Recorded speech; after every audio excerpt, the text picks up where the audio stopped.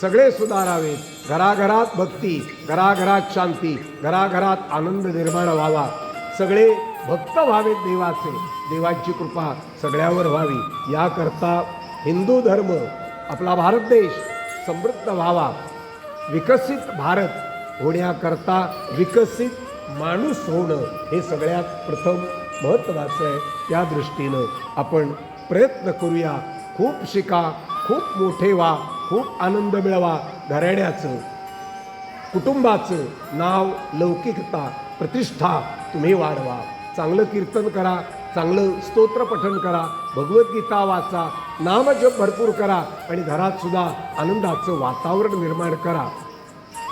पुण्य शरीर आपलं होऊ दे आणि ते पुण्य शरीर फक्त भक्तीच्या उपासनेच्या बळावरच होऊ शकतं. आपण हे करून दाखवू.